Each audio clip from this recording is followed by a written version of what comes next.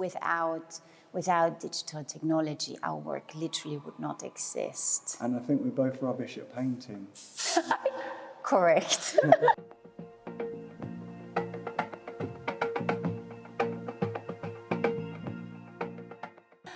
Well, I think body language is quite universal. Yeah. And like you say, a lot of people, or there's more people that will understand it globally as well. That's why we tour so much. But I think words and language allow you to be more precise with what you want to say. So I'm not sure if it is subtler.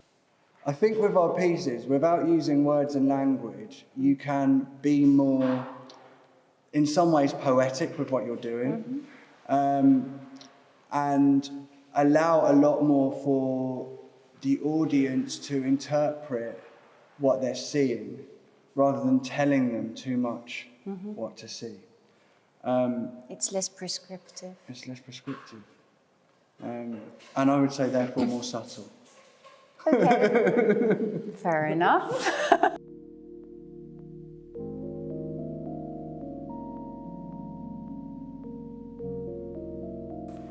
It's a funny thing, because I think a lot of the times we are in our pieces because it's more practical.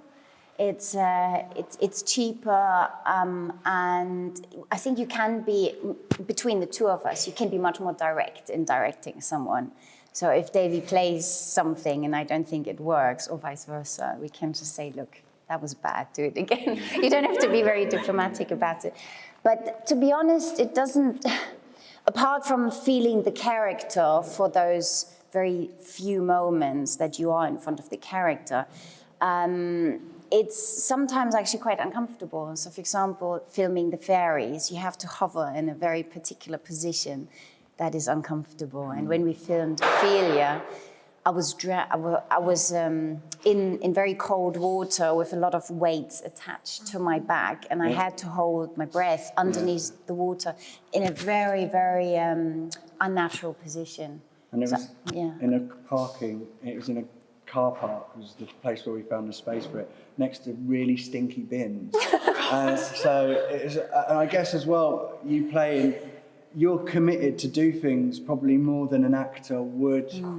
Equity would go nuts about some of the things that we do, probably. Yeah, I wouldn't want to put anyone else through that. And also, I think what happens when we're playing our own things is you very quickly don't see it as yourself. So often when we talk about where to position our characters or what they're doing, we talk about the character rather than us. It's a really, as soon as you see yourself in the video, it's no longer you anymore.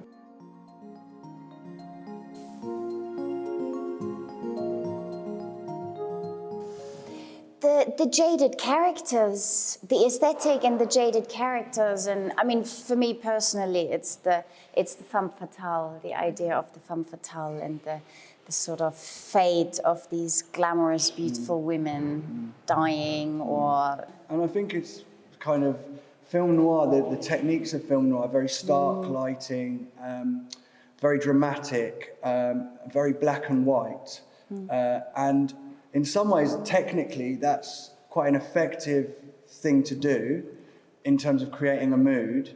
And also, it's practically quite a straightforward thing to do.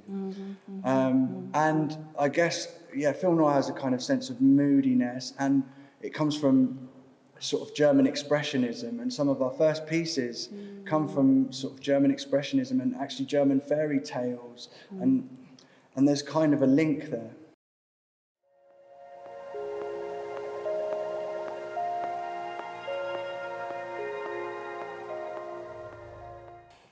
I think it really changes what inspires us. I think it depends where we are in the world, what we see in those particular places, what we read at the time.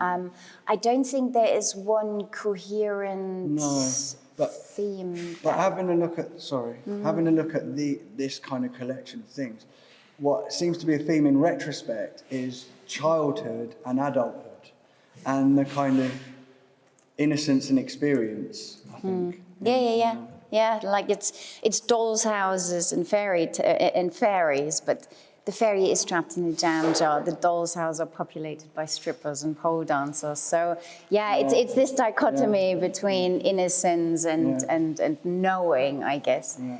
But also what we realize is that there's a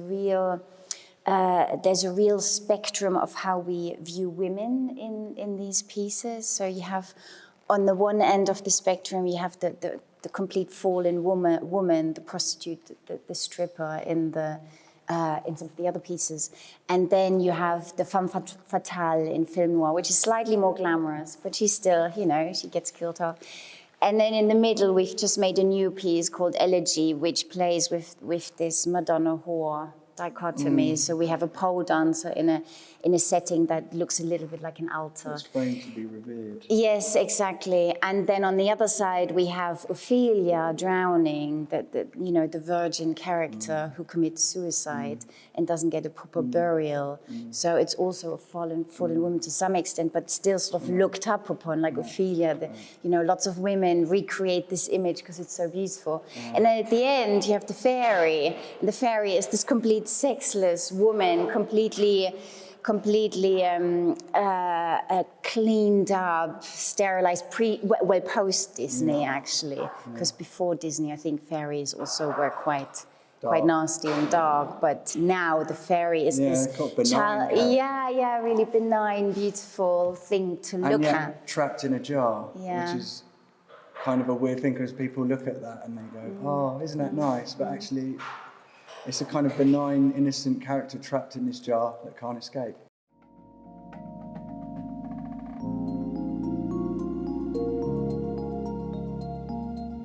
But sometimes I think you don't realize what inspires you until you look at the pieces afterwards.